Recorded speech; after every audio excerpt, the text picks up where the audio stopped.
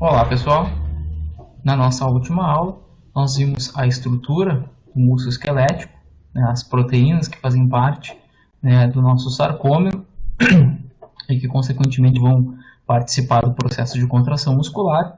E na aula de hoje então nós vamos estudar o processo de contração propriamente dito, do início até o seu fim, ou seja, até o relaxamento, e depois vamos ver algumas diferenças que nós podemos encontrar em relação aos tipos de fibras musculares que nós observamos nos seres humanos. Bom, na aula passada, nós vimos que o que permite que o músculo esquelético se contraia é basicamente a propagação de um sinal que se inicia, então, no sistema nervoso, possibilitando, então, que esse sinal elétrico se transforme em um sinal químico e que finalmente possa então gerar potenciais de ação na membrana do músculo esquelético. Então o que a gente viu na aula passada é essa estrutura aqui, onde nós temos essa terminação axonal lá do nosso motoneurônio, juntamente com a fibra muscular, com a membrana, isso aqui nós chamamos de junção neuromuscular.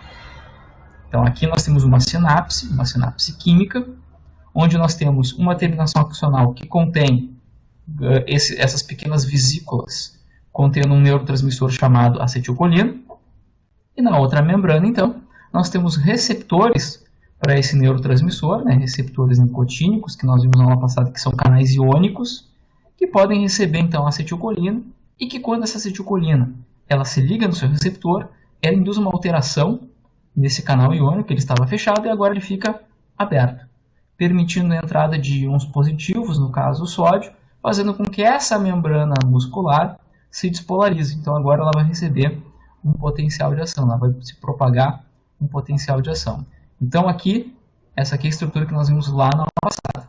Então, conforme esse potencial de ação ele vai propagando pela fibra muscular, ele vai se propagar por toda a fibra muscular, inclusive pelo prolongamento da membrana, que são os nossos túbulos transversos, túbulos T. Então esse potencial aqui, ele vem se propagando, como nós vimos na aula passada, Então, a célula está despolarizando, então isso aqui vai sendo propagado, E o que acontece? Essas regiões aqui, que formam as tríades, então eu tenho a cisterna do retículo sarcoplasmático com o túbulo T, elas são repletas de cálcio. Conforme o potencial elétrico ele chega nessa região, isso estimula, como nós vamos estudar na aula de hoje, a liberação de cálcio, e o cálcio ele é o gatilho para a contração muscular. Por quê? Porque para que haja aquela interação do filamento grosso, a partir da cabeça da miosina, com o filamento fino, especialmente nos sítios ativos da actina, eu preciso que a tropomiosina, juntamente com a troponina, seja removida de cima do sítio ativo. Em repouso, o complexo troponina-tropomiosina ele cobre o sítio ativo, impossibilitando qualquer contração. Quando eu tenho cálcio entrando no citoplasma, o que acontece? Essa troponina, uma das subunidades da troponina, lembrando que ela vai ter 3 subunidades, uma delas tem afinidade pelo cálcio, que em repouso é baixo dentro da célula. Então, basicamente o que eu tenho em repouso é essa tropomiosina, o complexo troponina-tropomiosina, cobrindo o sítio ativo da actina. Quando o cálcio ele entra, ele se liga nessa subunidade da troponina, e isso induz uma mudança na conformação dessa proteína. Ela muda um pouco a sua conformação e ela puxa de cima do sítio ativo a tropomiosina, tornando o sítio ativo exposto, possibilitando que a cabeça da miosina então interaja com a actina, fazendo com que a célula muscular contraia, ela encurte. Então, basicamente o que vai acontecer? Em repouso, eu tenho aqui o filamento grosso com a cabeça da miosina, energizada, como vocês podem estar vendo aqui, e o filamento fino, com o complexo troponina-tropomiosina cobrindo o sítio ativo da actina. Então nada acontece. Quando finalmente o cálcio ele entra, o que vai acontecer? O cálcio se liga na troponina, ela muda de conformação, ela puxa a tropomiosina para fora do sítio ativo, expondo o sítio ativo, possibilitando que a cabeça da miosina interaja com a actina e que ela forme, então, basicamente, aquele movimento de força que faz com que os discos Z se aproximem um dos outros. Lembrando que o filamento fino está preso no disco Z. Então, consequentemente, se a miosina puxa o filamento fino para o centro do sarcômero, as linhas Z, obviamente, vão se aproximar. E o interessante desse ciclo, que vai se repetir muitas vezes, a custo bastante alto do ponto de vista energético, né? Se eu fosse pensar que isso aqui, esse pincel, ele é o meu filamento fino, o que a miosina ela vai fazendo? Ela se liga em um determinado ponto, né, da minha actina, né, e ela puxa essa actina para o centro. Ela se desliga desse ponto, se liga num ponto um pouco mais longe e puxa de novo. Então ela vai fazendo basicamente o que? Encurtando o sarcômero cada vez mais, né? Então, agora que a gente entende a importância do cálcio para essa interação da cabeça da miosina com a actina, a gente vai estudar agora como é que funciona exatamente esse movimento de dobradiça aqui, certo? Então, como é que acontece isso, né? É muito importante a gente entender que o processo de contração ele necessita de uma grande quantidade de energia. E essa energia, para as nossas células, ela vai estar disposta na forma de ATP, né? Adenosina trifosfato. Então, esse ATP aqui vai ser a nossa moeda energética, basicamente, necessária. Detalhe, não só para o processo de contração, mas também para o processo de relaxamento muscular. Nós gastamos muito ATP para fazer o processo de contração muscular em função disso, né? Não é só aqui que ele vai ser importante. Então, como é que vai acontecer na cabeça da miosina? Número 1, como nós vimos na aula passada, a cabeça da miosina ela é uma enzima, uma ATPase, ela quebra o ATP, certo? E fica em um estado energizado, digamos assim. Então, o que vai acontecer, né? Em um estado inicial, quando não tem nada acontecendo, né? Quando os níveis de cálcio estão baixos e que a gente não tem contração, a cabeça da miosina ela pode fixar uma molécula de ATP. Como ela é uma enzima, ela quebra esse ATP, né? E ela fica então em um estado que possibilita ela de interagir com a actina, certo? Então aqui ela quebrou o ATP, agora ela está com ADP e o fosfato inorgânico, né? Lembrando então o ATP, né? O ATP ele pode ser quebrado, né? E ele vai dar então para nós basicamente então, né? Era trifosfato, né? Agora ele vai virar ADP mais fosfato inorgânico, certo? A gente pode quebrar ainda mais esse ADP, em outra aula a gente pode ver isso, né? E aí vai ficar AMP, né? E liberar mais fosfato inorgânico, mas o que interessa para nós agora é o seguinte, que esse ATP ele vai ser quebrado pela cabeça da miosina e ela vai ficar então com ele na forma de ADP e fosfato inorgânico, pronto para interagir com o sítio ativo da actina. Se eu tenho entrada de cálcio, como nós vimos, né, quando eu estou estimulando a minha célula a partir da despolarização da fibra muscular, né, quando tem cálcio, isso significa que o sítio ativo da actina está exposto. E agora a cabeça da miosina, então, ela vai poder interagir, formando então as nossas pontes cruzadas. O que vai acontecer agora? Bom, a cabeça da miosina se ligou no sítio ativo, ela é móvel, ela tem aquele braço móvel, que pode então puxar o filamento fino para o centro do sarcômero. E quando ela faz esse movimento, ela libera também o fosfato inorgânico, ficando agora liberada, né? Ficando apenas com o ADP. O que acontece depois que ela faz esse movimento, né? Então, o sarcômero imediatamente encurtou, né? Então, o processo de contração está acontecendo. Para que eu consiga executar mais uma vez esse processo, essa cabeça da miosina ela tem que liberar o ADP, ela vai fixar uma nova molécula de ATP, quebrar essa molécula de ATP e repetir o ciclo novamente. Então, cada vez que ela liga, ela quebrou ATP, ela liga, ela puxa.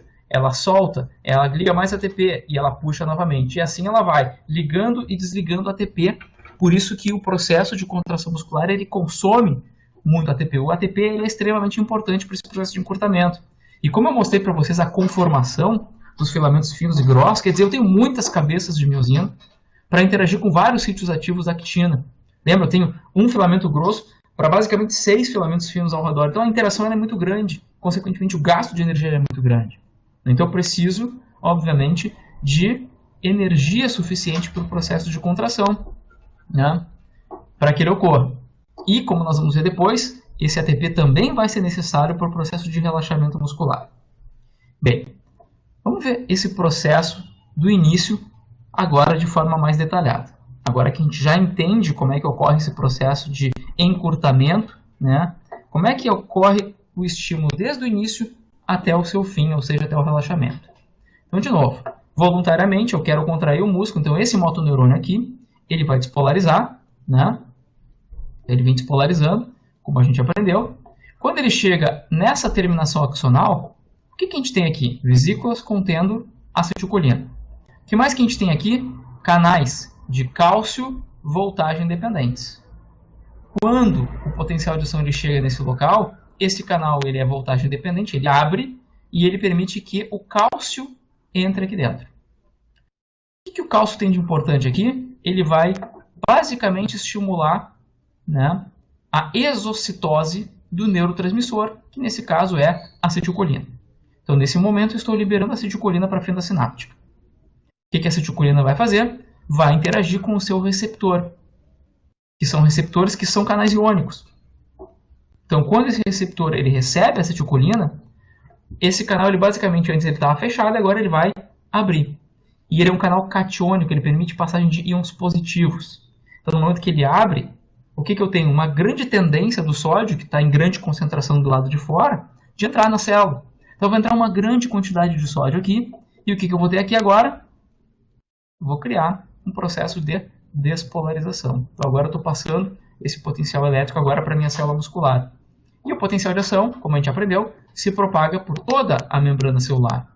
No músculo esquelético, qual é a característica importante dele? Ele tem prolongamentos da membrana muscular, que é o quê? Os nossos túbulos T, túbulos transversos. Então aqui você tem esse prolongamento da membrana celular. Consequentemente, o potencial de ação vai se propagar por ele também. Então esse potencial de ação está vindo. E o que a gente viu? Que nós temos aquela tríade, né? Então o final ali do túbulo T, com as cisternas do retículo sarcoplasmático cheias de cálcio.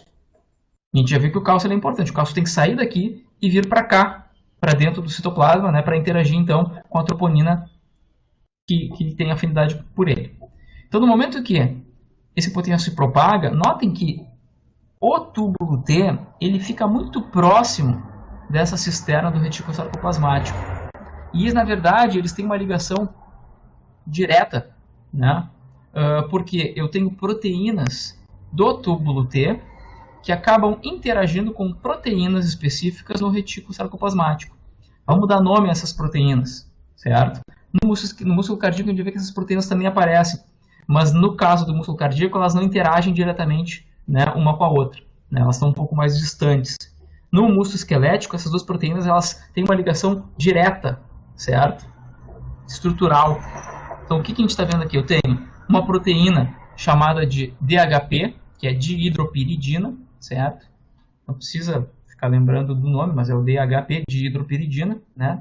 A gente retoma esse nome um pouco mais depois. Então, eu tenho essa proteína chamada de dihidropiridina aqui no túbulo T, interagindo de forma direta, então aqui essa proteína, né, em contato direto, mecânico, com a proteína que fica no retículo sarcoplasmático, chamado de receptor de rianodina. Receptor de rianodina. Então, que é um canal, certo? É um canal que permite passagem de íons, de forma específica, que é o cálcio, né? E normalmente, como é que está acontecendo aqui a interação desses canais? Quando não tem potencial elétrico nenhum, esse canal aqui está fechado. Qual a importância desse outro canal do túbulo T? Ele é sensível à voltagem. Quando a célula está polarizada, nada acontece. Todo mundo exatamente igual e o canal está fechado. Quando eu tenho potencial de ação se propagando, quando esse potencial de ação chega nesse receptor aqui, nessa proteína de dihidropiridina, que é sensível à voltagem, ela percebe que a voltagem mudou, ela muda de forma, ela muda a sua conformação. Só que quando ela muda de conformação, ela basicamente transmite essa mudança para esse canal, que antes estava fechado e agora passa a abrir. E como ele é um canal de cálcio, o que vai acontecer? Bom, o cálcio, né, a tendência dos íons é o quê? Passar de onde tem mais para onde tem menos. Onde é que eu tenho mais aqui? Tenho mais cálcio dentro do retículo. Se o canal está aberto, qual é a tendência do cálcio? Então ele vai sair. E no momento que esse cálcio sair, ele vai interagir com a troponina e vai permitir, então, que haja aquele deslocamento do complexo troponina-tropomiosina de cima do sítio ativo, permitindo que o processo de contração ele ocorra, né? Então essa interação é muito importante. Olha lá, o potencial de ação chegando, mudou a conformação do dihidropiridina, transmitiu para o dirianodina, abriu o canal permite passagem de cálcio, o cálcio se ligou na troponina, saiu o complexo troponina-tropomiosina do sítio ativo da actina. A cabeça da miosina, então, quebra o ATP e interage com a actina, possibilitando, então, né, o deslizamento desses filamentos, um sobre o outro, realizando, então, o processo de contração muscular. Certo? Só para vocês não esquecerem, também está aqui no slide, o DHP é um canal de cálcio, né, chamado de dihidropiridina. Né? Nesse caso do músculo esquelético, ele não funciona como um canal, certo? Mas é ele que transmite a mudança de estrutura para o canal de rianodina, o receptor de rianodina, né? Permitindo então que o cálcio ele saia do retículo sarcoplasmático e eu tenho o processo de contração. Bom, então o que a gente pode ver nessa figura aqui, né? Eu tenho uma célula, que é o nosso motoneurônio, que é a terminação axonal, em contato com uma fibra muscular, olha lá, ó, cheia de núcleos, alongada e estriada. O que você tem aqui? Um registro, olha lá, ó, do potencial de ação na membrana do motoneurônio. Então aqui vocês têm, estava em potencial de repouso, menos 70, a célula despolarizou, pico do potencial de ação, depois repolarização. Esse pico aqui, isso, criou a possibilidade do quê? Do cálcio entrar dentro dessa terminação, fazendo liberação de neurotransmissores de acetilcolina, no caso. A acetilcolina interagiu com seus receptores na fibra muscular, abriu esses canais, permitindo a entrada de sódio, que vai desencadear em quê? Potencial de ação na fibra muscular. Então, antes ela estava em repouso, menos 70, e agora ela vai ter um potencial de ação, um pico, seguido por uma repolarização. Enquanto ela está despolarizando, né, e essa despolarização se propaga lá pelo túbulo T, a célula está liberando o cálcio do retículo sarcoplasmático para fazer contração muscular. Então, consequentemente, conforme o cálcio ele vai saindo, olha lá, eu vou tendo a contração muscular. Certo? Quanto mais cálcio eu tenho sendo liberado, maior vai ser essa força de contração. Cessou o estímulo pelo motoneurônio, eu vou ter degradação lá da acetilcolina, pela acetilcolina esterase. Consequentemente, agora o canal no músculo esquelético ele fecha e a célula repolariza. Se a célula repolariza, cessa também o estímulo para a liberação de cálcio do retículo sarcoplasmático. Se parou de liberar cálcio, e esse cálcio ele volta para dentro do retículo por uma bomba de cálcio chamada de cerca, certo? Então, é transporte ativo primário, ela gasta energia para fazer isso, né? O que eu vou ter? Menos cálcio no citoplasma significa relaxamento da fibra muscular. Eu vejo que existe um certo período aqui que demora um pouquinho, né, para que essa contração ela ocorra. A partir de um estímulo elétrico, eu tenho um período de latência que vai ser seguido, então, finalmente por uma fase de contração e finalmente por uma fase de relaxamento. Isso se eu não tiver estímulos consequentes, né? Bom, então aqui você tem um único estímulo elétrico causando contração muscular e depois o relaxamento. Se eu tiver vários estímulos, se eu aumentar a frequência de estímulos por parte desse motoneurônio aqui, eu posso continuar estimulando a minha fibra muscular a se despolarizar. E cada vez que ela faz isso, nós temos liberação de cálcio. E quanto mais cálcio eu liberar, mais força e mais tensão eu vou produzir na minha fibra muscular. Então, o que vocês estão enxergando aqui, especialmente em função desse período refratário que nós temos aqui no músculo esquelético, ele ser um pouco mais curto, eu posso somar estímulos no músculo esquelético, certo? Aumentando cada vez mais a tensão produzida, com cada vez mais cálcio, aumentando a força de contração, até que eu tenha uma fusão desses estímulos, atingindo então a contração máxima, né? Isso aqui seria um estado de tétano, de tetania, quando a frequência de estímulos por parte desses motoneurônios para o músculo esquelético é extremamente alta. Então, atinjo aqui o que nós chamamos de tetania ou tétano. Isso é interessante, depois a gente vai comparar com o músculo cardíaco, né? Esse período refratário, só para vocês entenderem, o período refratário, ele significa, a gente pode dividir, né, em período refratário absoluto e relativo, né? Mas basicamente um período refratário é um período em que eu não consigo estimular a célula novamente até que ela recupere o seu potencial de repouso. Se esse período refratário ele é curto, eu consigo aplicar diversos estímulos com uma frequência maior. E a célula responde se contraindo cada vez mais forte até atingir essa tetania. No músculo cardíaco, esse período refratário aqui ele é bastante longo que significa isso? A célula demora mais tempo para recuperar o seu potencial de repouso. Isso no músculo cardíaco é importante porque é impossível, em teoria, eu fazer esse tipo de processo aqui de tetania. O que é aconselhável, no caso, né, porque o músculo cardíaco ele precisa de quê? Ele precisa contrair para bombear o sangue, mas imediatamente ele tem que relaxar. Se eu fizesse exatamente isso que acontece no músculo esquelético, o que eu faria? Eu contrairia de novo, e a função de bomba muscular, de bomba transportando sangue para os tecidos do músculo cardíaco, ela ia falhar.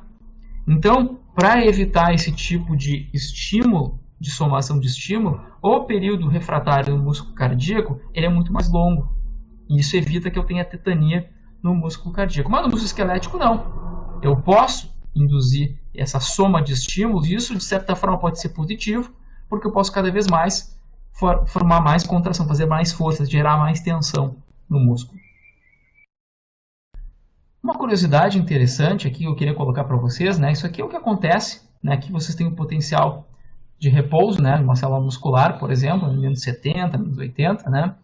Isso aqui em milivolts. Quando a gente estimula essa fibra e ela atinge aquele limiar de estabilidade, vocês têm aquele pico de potencial de ação, e isso vai causar contração no músculo esquelético, certo?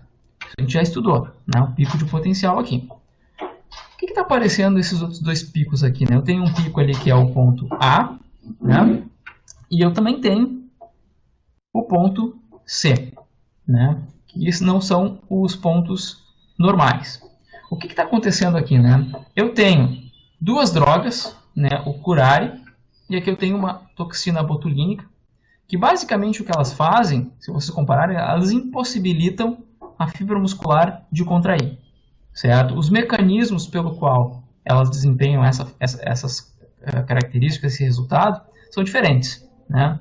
O curare, basicamente, é uma droga muito utilizada, né, por nativos, né, durante a caça, né, onde eles extraem o veneno, né, desse veneno curare, que basicamente eles colocam na ponta das flechas, né, e quando eles atingem no caso a caça, né, o animal que está sendo caçado, o que esse curare ele faz? Ele basicamente vai competir com a acetilcolina na ligação pelos receptores de acetilcolina. Então ele compete, ele se liga, só que ao contrário da acetilcolina, que a acetilcolina ela se liga no receptor e ela abre. E aí tu vai ter despolarização e contração. Essa molécula, essa droga, ela se liga no canal de acetilcolina, mas ela não abre, ela mantém ele fechado. O que acontece? Bom, se ela compete, se ela se liga, não deixa a acetilcolina se ligar, só que o canal não abre, eu não consigo estimular a contração muscular, certo? Então por isso que eu não consigo, olha lá, induzir despolarização da fibra muscular. O que vai acontecer, né, se a gente for lembrar, né? Obviamente a presa fica paralisada, porque ela não consegue mexer nenhum tipo de músculo, e acaba morrendo porque o músculo esquelético, o diafragma, ele é, então, o diafragma, que é o músculo da respiração, o principal músculo da respiração, ele é um músculo esquelético. Então, quando ele recebe o curare, ele vai ficar impossibilitado de contrair, e a presa, consequentemente, morre por falência respiratória, né? Então, o curare é utilizado até na clínica, ele é utilizado hoje, né, para cirurgias, como, por exemplo, um exemplo, assim, o indivíduo teve uma fratura, né, e essa fratura lá, o osso ficou separado um do outro, vocês precisam reduzir a fratura, precisa colocar aqui no lugar, né, botar fio, enfim, dependendo do lado, pino, não sei como é que vai ser. Lembra que quando vocês têm esse tipo de coisa, né, rompimento de osso, de vários vasos sanguíneos, fibras, então, que estão na volta desse ferimento aí, né, algumas moléculas estimulam muito a terminações nervosas de dor, por exemplo, né, e que podem causar contração do músculo esquelético. E para tu conseguir fazer a redução, se o músculo começa a contrair, tu não consegue fazer essa redução, né, fazer o osso ficar emparelhado um com o outro, né. Então o que se usa muitas vezes é até exatamente o curare para relaxamento da musculatura, e aí quando a musculatura está relaxada, os médicos eles conseguem então fazer tudo o que tem que fazer para manter então, né, esse osso de volta para o lugar, né, fazer a redução. Isso é utilizado bastante também na clínica. A toxina botulínica, que vocês também conhecem certamente, né, o Botox, por exemplo, né, o que acontece, né? Lembra quando eu falei para vocês, quando a gente tem lá, né, vocês têm a terminação axonal, né, e a gente tem a fibra muscular aqui, né? A fibra ela vai receber basicamente a acetilcolina, vai ser liberada, né, dentro daquelas vesículas, vai ser translocada essa vesícula para cá, ela vai se fundir e vai liberar acetilcolina aqui. E aí ela vai estimular a contração do músculo, correto? Lembra que eu falei para vocês, na aula anterior, que existem proteínas na vesícula que contêm acetilcolina e proteínas na membrana celular. Para que haja a exocitose e liberação, né, fusão dessa vesícula com a membrana e liberação da acetilcolina, eu preciso que as proteínas da vesícula interajam perfeitamente com proteínas que se encontram na membrana celular. Então são várias proteínas, né, que vão ser importantes, né? Sinaptobrevina, sinaptotagmina, tem um monte de proteína, né, VAMPs, entre outras, né, que se encontram aqui nessas duas estruturas. E acontece que a substância, essa toxina botulínica, ela basicamente acaba interferindo nesse processo, ela degrada uma dessas proteínas, né, e ela impede a interação correta entre a vesícula e a membrana celular. Resultado, se eu não consigo fazer essa interação, a acetilcolina jamais vai ser liberada. E se a acetilcolina não for liberada, não tem contração. Por isso que a gente não consegue enxergar um pico aqui, né, de potencial elétrico, certo? Então, quer dizer, a aplicação local, né, de Botox, ele serve exatamente para quê? Para evitar que a musculatura da face, por exemplo, né, que vai causar então essas rugas de expressão, né, simplesmente ela vai ficar completamente relaxada, né? E aí, sem contração, consequentemente, não tem ruga de expressão, né? Então, basicamente, mas por outro lado, a aplicação ela tem que ser muito bem feita, né? Porque a aplicação tem que ser local, né, próximo da musculatura. Essa toxina ela não pode cair na circulação, porque aí nós vamos ter o quê? Basicamente, vários outros locais recebendo essa droga, impedindo processos de contração. E aí, se a gente for pensar no músculo respiratório, nos músculos respiratórios, mais uma vez, o indivíduo acaba tendo falência respiratória. Então, é muito perigoso, na verdade, a utilização tem que ser muito bem aplicada por um profissional bem qualificado, né? Então, isso é uma curiosidade a respeito então, dessa transmissão do sinal elétrico. Obviamente, o processo de contração que eu falei para vocês, né, nós precisamos de muita energia, né? Então, de onde é que sai essa energia? Essa energia pode sair de vários processos celulares, né? Então, nós temos maneiras mais rápidas que nos fornecem bastante energia, né, mas por um período bastante curto de tempo, né, um período curto de tempo, e vias metabólicas que possibilitam que a gente tenha energia por bastante tempo e, consequentemente, consiga contrair, né, fazer exercício por um tempo mais prolongado, né? Então, aqui vocês têm algumas vias, né, que podem ser realizadas pela célula muscular. Nosso objetivo da aula de hoje não é entrar muito a fundo nesses processos metabólicos, apesar de eu realmente ter bastante interesse sobre isso e trabalhar com isso, né? Mas aqui vocês têm algumas reservas importantes para o processo de contração. Por exemplo, né, creatina fosfato, que o músculo, várias outras células armazenam, né, é uma reserva energética bem importante, onde eu posso, em períodos em que eu preciso de muita energia, né, rapidamente disponível, em um espaço muito curto de tempo, vamos pensar aí, por exemplo, num movimento explosivo, né, estou levantando um peso, né, ou lá no início de uma corrida lá de 100 metros rasos, né, então eu preciso dessa energia rapidamente disponível, eu tenho que ativar vias rápidas, né, que são vias mais anaeróbias, ou seja, elas não vão utilizar as nossas mitocôndrias, né? Então não vai ser metabolismo oxidativo, é um metabolismo muito mais anaeróbio, que pode utilizar então essa creatina fosfato, que serve para ressintetizar o ATP que a gente precisa para a contração, né? E o produto disso vai ser creatina e fosfato inorgânico, mas isso permite que eu tenha uma ressíntese de ATP rápida para continuar contraindo o meu músculo, né?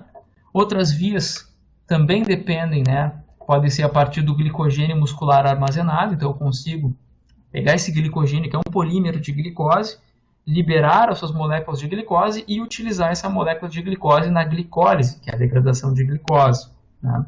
Então essa glicólise vai ter como produto o piruvato, que pode entrar lá na nossa mitocôndria, né? E lá nós vamos ter a formação de acetilcoenzima A e o início daquele ciclo do ácido cítrico ou ciclo de Krebs, né, que vai então finalmente produzir a partir da cadeia de transporte de elétrons uma grande quantidade de ATP, né, utilizando então o oxigênio disponível. Então isso aqui é o metabolismo aeróbio, né, e o metabolismo aeróbio ele pode vir tanto de carboidratos, aqui no caso da glicose, quanto de ácidos graxos e também de proteínas, de alguns aminoácidos.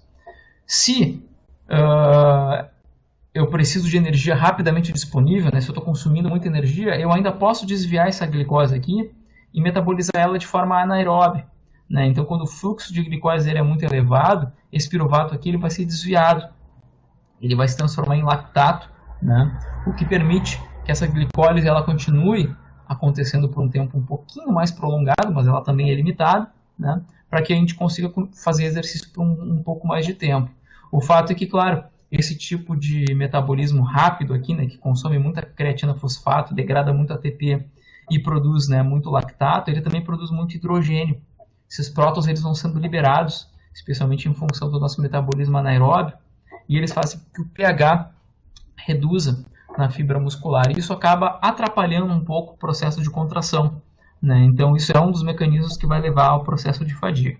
Mas bem, o que eu quero dizer aqui para vocês é que a gente tem necessidade de muito ATP no processo de contração, certo? Onde é que eu preciso de ATP no processo de contração? Eu preciso de ATP, como eu falei para vocês, olha lá, ó, na cabeça da miosina, certo? Para que ele interaja, quebra ATP, liga, puxa o filamento fino. Para desligar eu também preciso de mais ATP, então eu preciso de ATP tanto para ligar quanto para desligar a cabeça da miosina da actina. Né? Então tem muito ATP envolvido nesse processo. As bombas de sódio e potássio, que servem aí para participar dos nossos processos de repolarização, também vão estar sempre funcionando, que são proteínas, então, né, que fazem transporte ativo.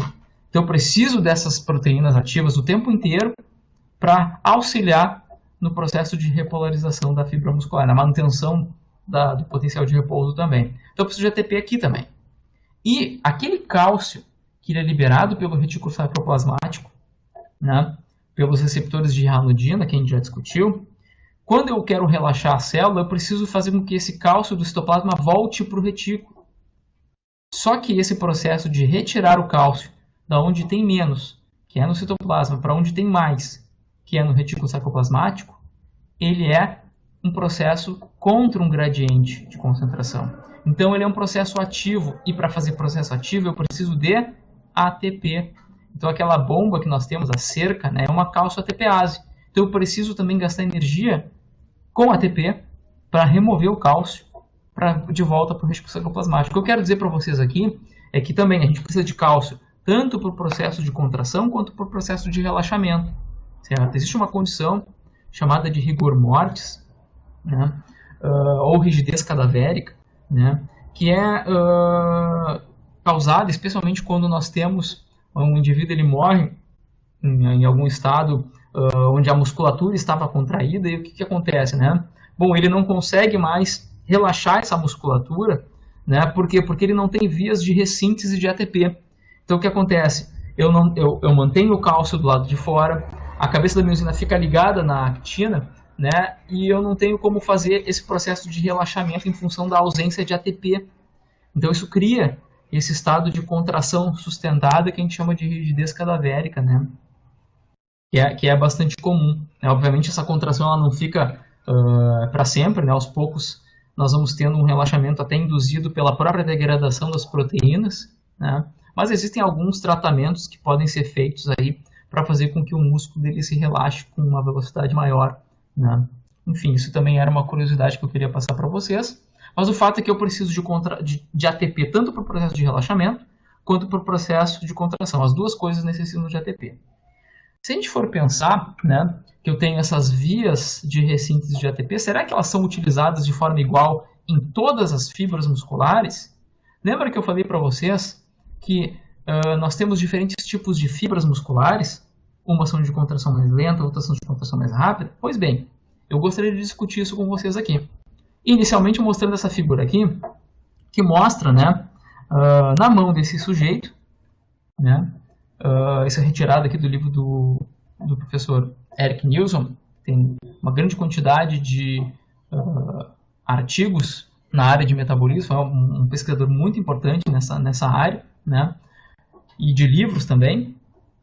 Na mão dele vocês têm aproximadamente 10 gramas de ATP, certo?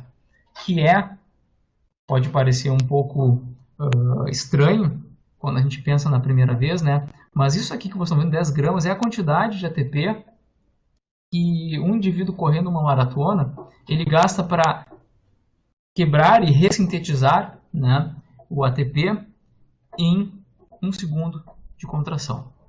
Né? Então, muitos de vocês podem pensar, não é possível, né, que tudo isso seja, então, né, gasto e ressintetizado, né, em apenas 1 segundo, né, de uma atividade física. Né? E isso chama atenção porque, bom, se eu fosse armazenar ATP, né, a energia na forma de ATP no músculo, bom, a gente teria muito pouco espaço dentro da nossa célula, né, e a quantidade de contração, o tempo de contração seria muito pequeno. E a gente precisaria ter um tamanho muito grande, né, para conseguir fazer grandes esforços. Né? Razão pela qual nós não armazenamos grande quantidade de ATP dentro das nossas células. Mas nós temos uma pequena quantidade que pode ser ressintetizada, reciclada continuamente por aquelas vias que eu mencionei anteriormente para vocês. Degradação de creatina fosfato, glicogênio muscular, né? Toda a parte oxidativa, né? Metabolismo oxidativo. Então, tudo isso permite que a gente ressintetize esse ATP que foi quebrado. Né? Então, consequentemente, a gente tem uma pequena quantidade apenas de ATP no nosso músculo esquelético, mas muitas vias de ressíntese desse ATP.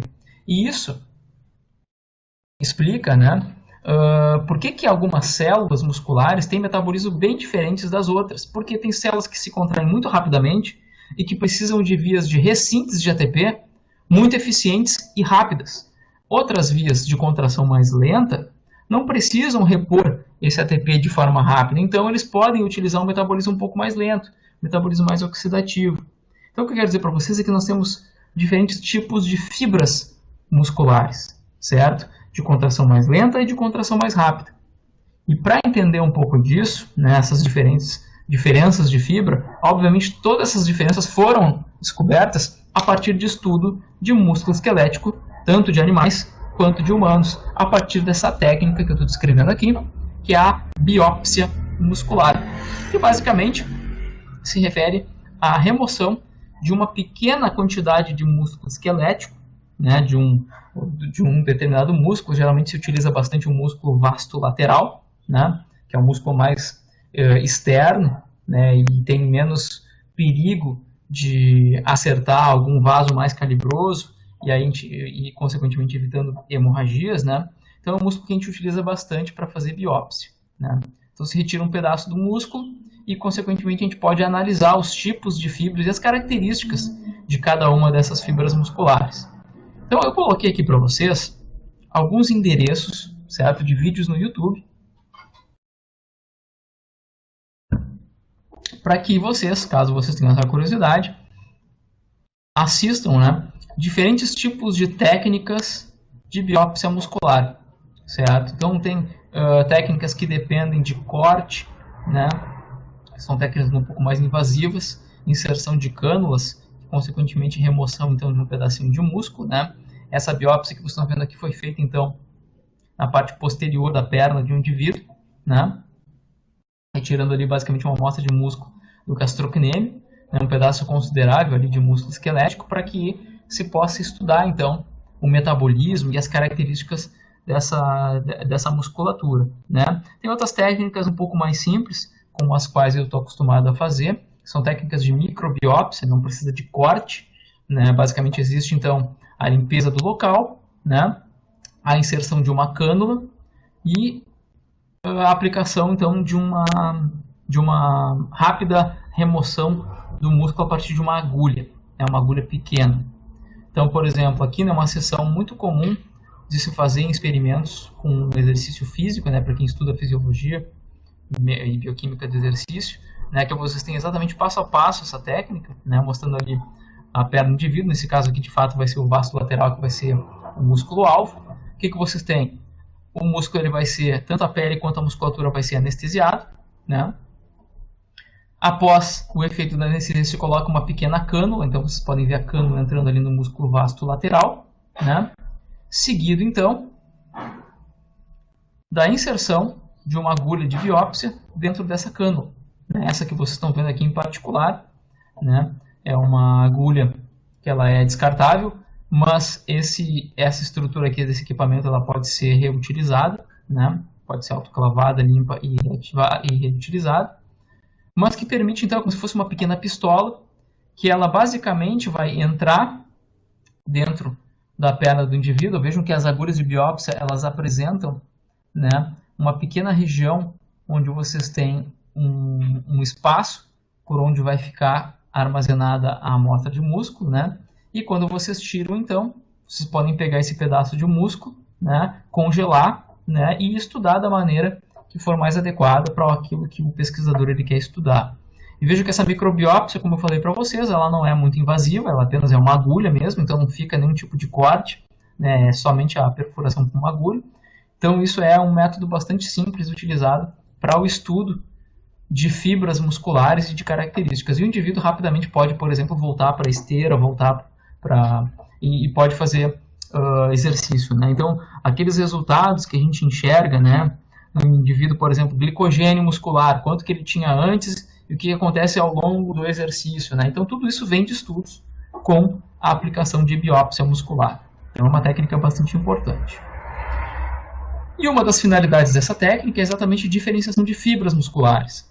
Aqui vocês podem ver, por exemplo, um corte histológico, onde vocês têm fibras que apresentam diferentes colorações, certo? E essas cores que vocês estão vendo representadas aqui, elas servem para diferenciar os tipos de fibras, onde eu posso, por exemplo, encontrar fibras rápidas e fibras mais lentas, como nós vamos estudar daqui a pouco, né? Aqui uma outra técnica, né, que eu consigo separar as proteínas, basicamente a cabeça da miosina é a mais estudada, né? Lembra que eu falei para vocês que ela tem atividade enzimática? Então eu consigo estudar a velocidade, né, o tipo de proteína que eu tenho na cabeça da miosina, caracterizando então em fibra de contração lenta, que vocês estão vendo aqui, né? Tá ST porque é slow twitch, é contração lenta, e fast twitch, que é contração rápida, né? Então vocês podem ver que, por exemplo, eu vou, de uma maneira geral, classificar as minhas fibras musculares como de contração lenta e rápida, sendo que a de contração rápida a gente ainda divide entre dois tipos, né? Então, nós vamos utilizar 3 separações aqui, né? Separando de uma maneira bem simples fibras de contração rápida e fibras de contração lenta, o que a gente pode imediatamente observar, né? O que vocês estão enxergando aqui? Uma fibra bem grande, um volume bem grande, e uma outra fibra com volume menor. Também dá para observar nessa figura que essa fibra grande aqui ela é mais clara, e que essa fibra mais curtinha aqui, com volume menor, ela é mais escura. Dá para observar também que essa fibra mais fina aqui, ela tem bastante capilares, e que a fibra maior, ela não tem. Ela tem menos capilares. O que significa? Isso pode ser muito claro aqui, ó. Vocês podem enxergar de novo, olha lá, fibras, né, mais avermelhadas, certo? Ou seja, elas são um pouco mais escuras, elas são menores em termos de volume e elas têm muitos capilares ao seu redor. Essa fibra mais esbranquiçada, ela tem um volume maior e ela tem menos capilares ao seu redor. O que isso significa aqui? Que eu tenho uma fibra que a gente pode considerar, então, essa separação, a gente costuma, né, não só separar pela velocidade de contração, fibras de contração lenta e contração rápida, mas também pela cor. Eu posso considerar ela fibras claras e fibras mais escuras, ou mais brancas e mais avermelhadas. Então o W que vocês estão vendo aqui é de white, de branco, e o R que vocês estão vendo aqui é de red, que é de vermelho. Então tem fibras que têm uma coloração mais avermelhada e outras que estão mais esbranquiçadas. Isso está diretamente relacionado com o tipo de contração e o tipo de metabolismo que cada uma dessas fibras vai ter para o processo de ressíntese de ATP. Então, de uma maneira geral, especialmente no ser humano, nós vamos encontrar 3 tipos de fibras. Fibras de contração lenta e 2 tipos de fibras de contração rápida. Uma extremamente rápida, a mais rápida de todos, que é a fibra do tipo 2X. E uma fibra que também é rápida, né, mas ela é mais intermediária, então entre a lenta e a mais rápida, que é a fibra de contração 2A. Então, slow fast, que a gente vai chamar de 2A, e a fast 2x, certo? Em animais, especialmente de roedores, nós podemos encontrar um outro tipo de fibra, né, que é a 2B, que ela ainda é mais rápida do que a 2x. Mas aqui vocês conseguem enxergar, né, vamos olhar só para o lado dos humanos aqui, que a velocidade e a força produzida ela é bem diferente. Fibras de contração lenta, elas se contraem mais lentamente e elas geram menor tensão. Fibras de contração mais rápida vão se contrair muito mais rapidamente, como o nome diz, e vão gerar muito mais tensão. E as intermediárias, então, vão ficar entre essas duas fibras. Certo? Então, são esses 3 tipos de fibras aí que eu vou trabalhar com vocês. E isso explica muito, né, as diferenças que a gente encontra quando a gente olha para indivíduos, né, muito bem sucedidos nas suas provas, por exemplo, maratona, né, provas aqui de longa duração nesse caso, e aqui provas de curta duração, né, de alta velocidade, né, muita explosão. E notem que eles são atletas muito diferentes quando a gente olha para a estrutura corporal, né. Aqui vocês veem um indivíduo com uma musculatura extremamente evidente, né, músculos bastante grandes, largos, né, que podem se contrair com uma velocidade muito grande, e aqui então um músculo um pouco menor, né, uma musculatura um pouco menor em termos de volume, né, e com características certamente diferentes. Então isso explica muito, né, quando a gente olha aí desempenho físico, né, essas diferenças aí de volume e de velocidades de contração, né. Então, quando a gente pega aqui, se a gente fosse pensar, né, naquelas diferenças iniciais que eu mostrei para vocês em termos de volume celular, obviamente esses indivíduos, né, com músculos maiores, enfim, provavelmente esse indivíduo aqui ele tem uma quantidade, né, de fibras de contração rápida muito maiores do que indivíduos, então, com essas características aqui, né. Então, o tipo de fibra muscular, o metabolismo, ele vai explicar muito o desempenho físico desses atletas. Então, como eu falei para vocês, a gente pode dividir o tipo de fibra em fibras lentas, intermediárias e rápidas, certo? Essa aqui ela também é rápida, mas ela fica então entre a lenta e a mais rápida de todas. O que a gente pode também classificar, além de velocidade de contração, pela cor? Falei para vocês que as fibras de contração lenta, elas têm uma cor mais avermelhada, enquanto que a fibra de contração mais rápida, ela tem uma coloração mais branca. Vamos olhar os dois extremos, certo? Que fica mais fácil da gente visualizar essas diferenças, né? Então, fibras de contração lenta ou fibras vermelhas, fibras de contração rápida ou fibras brancas. Quais são as características dessas fibras? Primeiro, é claro, né? Velocidade e tensão. Aqui é mais lento, como o nome da fibra está dizendo. Aqui é mais rápido. Diâmetro, que eu já mostrei para vocês.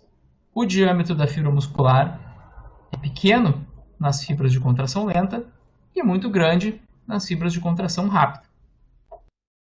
Duração da contração está diretamente relacionada com a velocidade de contração. Aqui ela é mais longa e aqui ela é mais curta. Então ela se contrai muito mais rapidamente do que essa fibra de contração lenta. O que mais que a gente pode observar aqui, né? Bom, em relação ao metabolismo, ou seja, da onde que eu vou tirar a energia para o processo de ressíntese de ATP. Como eu falei para vocês, eu tenho vias rápidas e eu tenho vias mais lentas para esse processo. As vias mais lentas dependem muito do metabolismo oxidativo, ou seja, da utilização de oxigênio e das nossas mitocôndrias.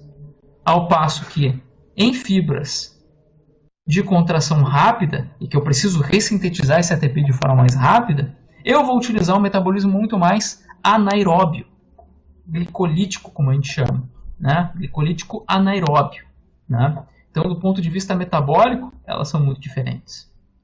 Quando a gente viu a quantidade de vasos, a gente também notou que a densidade capilar em fibras de contração lenta é muito maior e que a quantidade de capilares em fibras de contração rápida é menor. Aqui, nas de contração lenta, o metabolismo é oxidativo, ou seja, ela tem muitas mitocôndrias, enquanto que a quantidade de mitocôndrias nas fibras de contração rápida é baixa. Outra característica, se eu estou dizendo que a lenta utiliza muito o metabolismo oxidativo, que depende de mitocôndria, que depende de consumo de oxigênio, o que vai acontecer? Vocês lembram do sistema respiratório, que a maneira eficiente que nós temos de transportar oxigênio é ligado na hemoglobina. O músculo esquelético ele também tem uma proteína que liga o oxigênio, chamada de mioglobina. E que quando o oxigênio está ligado nessa proteína, ela acaba gerando aquele aspecto mais avermelhado. Então, como eu tenho muita mioglobina nas fibras de contração lenta, ela vai ter aquele aspecto avermelhado. E como eu tenho pouca mioglobina na fibra de contração rápida, ela vai ficar então com um aspecto mais branco, mais claro. Como aqui utiliza um metabolismo oxidativo, que utiliza a mitocôndria, o que acaba acontecendo? Esse tipo de fibra de contração lenta, ele é muito mais resistente à fadiga. Já esse outro tipo de fibra, que depende muito, então, faz aqueles movimentos explosivos, gasta muita energia para manter a contração muscular, ela vai ser muito pouco resistente à fadiga. Ela vai entrar em fadiga muito mais rapidamente, porque ela depende de vias anaeróbias, vias que se esgotam muito rapidamente. Então, por isso que ela é pouco resistente à fadiga. Quando a gente compara uma fibra de contração lenta, olha, contração lenta. Lembra que eu falei para vocês que, as células musculares elas contraem e elas relaxam.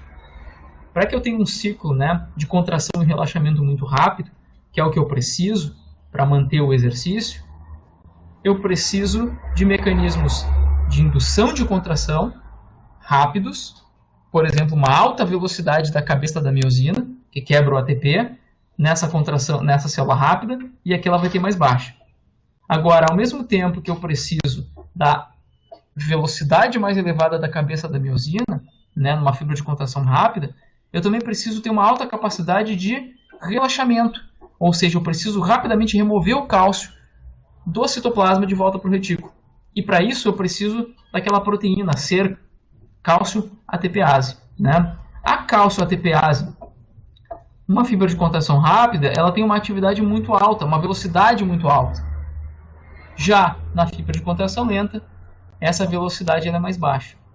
Então vocês vejam aqui que nós temos características muito importantes no que se refere à velocidade e o tipo de contração que eu vou ter, e também nas características metabólicas de cada um desses tipos de fibras musculares, certo? E é claro, as fibras de contração mais rápida, estão no outro extremo, vão ter características bem diferentes.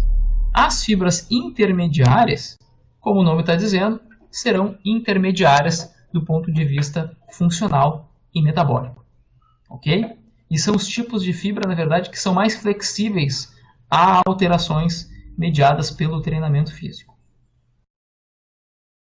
Como eu mencionei na primeira aula, o tipo de proteínas que a gente já viu, que estão aqui dentro do sarcômero, as isoformas, elas também vão ser diferentes quando a gente olhar para as fibras do tipo 1, lenta, ou do tipo 2, que são fibras mais rápidas. Elas também vão apresentar diferentes isoformas dessas proteínas.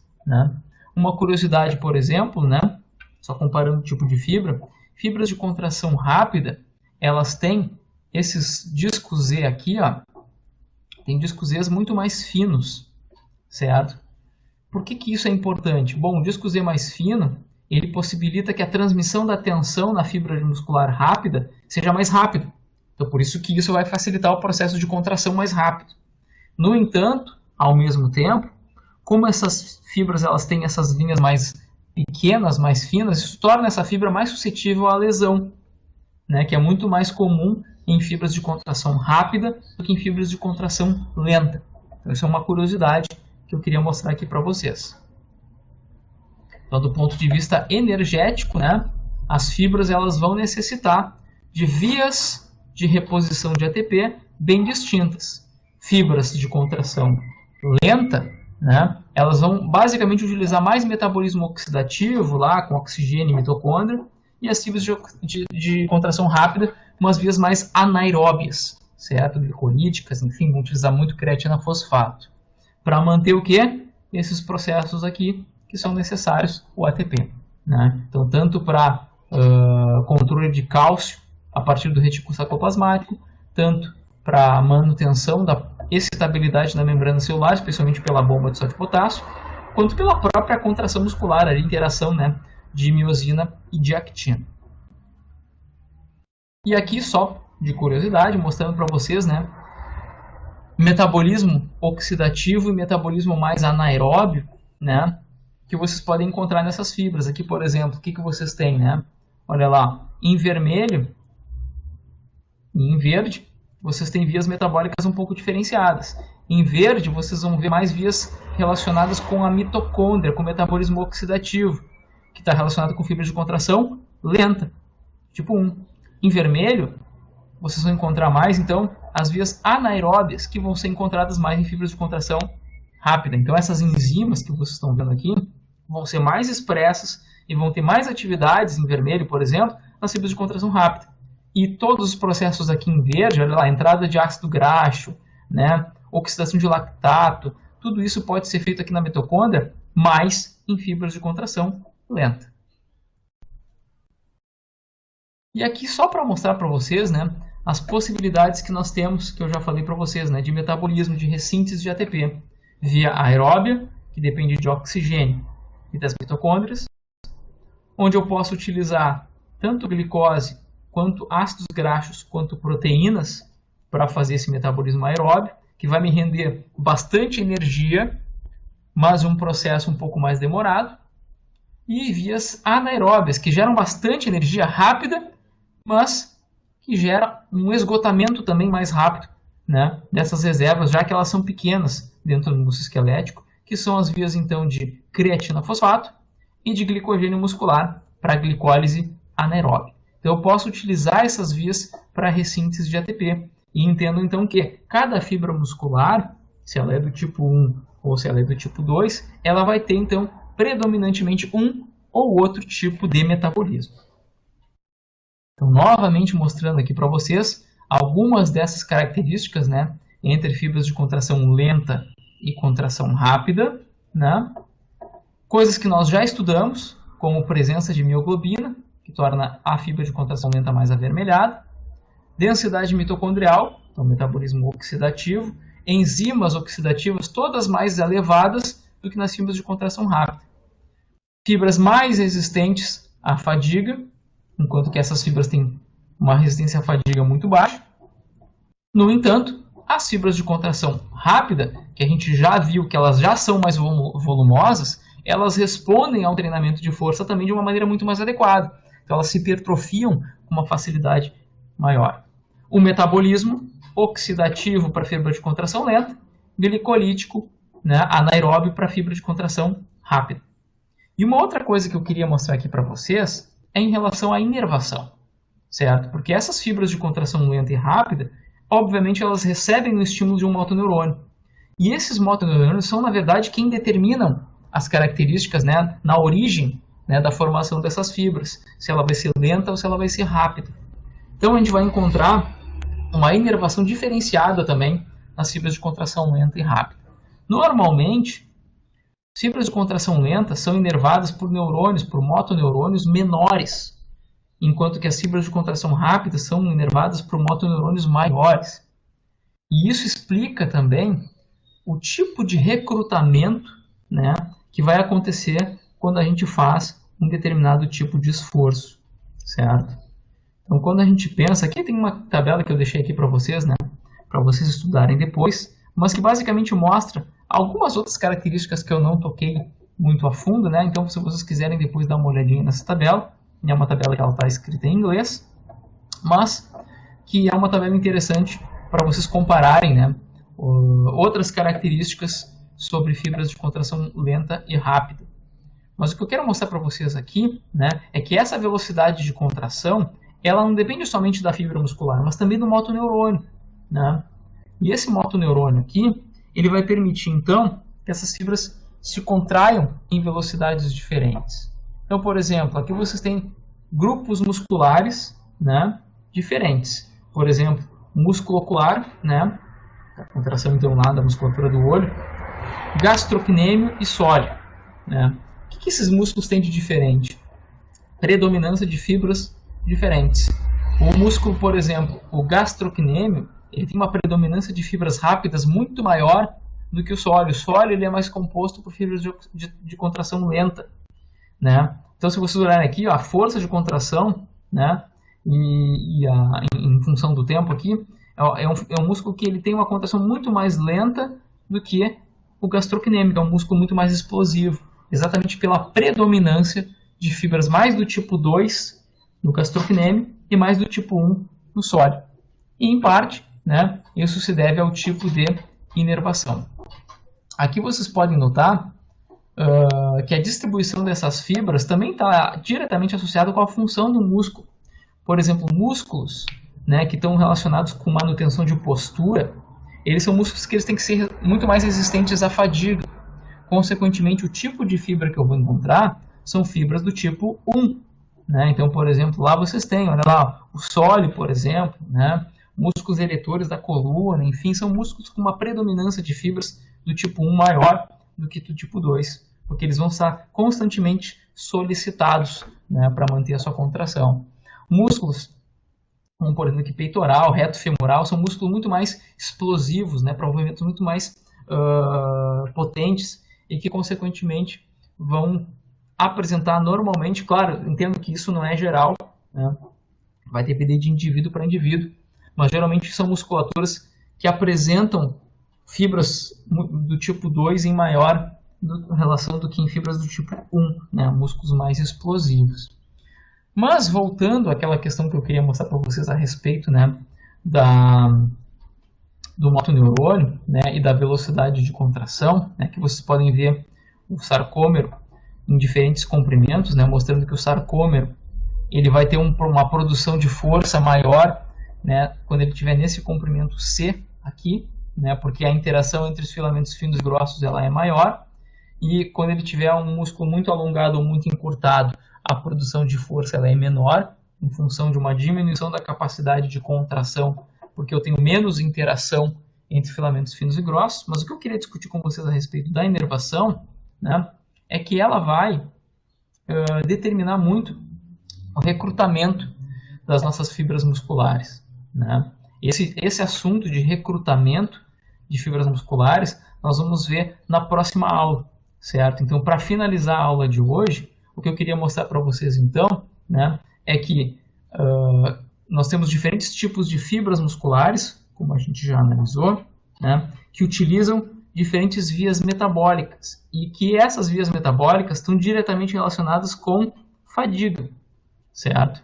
Então, a gente vai ver um pouquinho apenas, né, sobre mecanismos de fadiga, só para mencionar para vocês os tipos de fadiga que nós podemos ter durante o exercício, certo? Então, essa figura aqui, na verdade, está repetindo aquilo que eu já havia falado para vocês a respeito, né, da somação de ondas, né, e de tétano que a gente pode desencadear em fibras musculares esqueléticas, né? Mas em relação à fadiga, o que eu queria dizer para vocês, né? Nós temos diferentes mecanismos que podem levar à fadiga muscular, desde mecanismos que a gente chama de mecanismos centrais, à fadiga que nós chamamos de fadiga periférica. Fadiga central se refere mais especificamente ao que?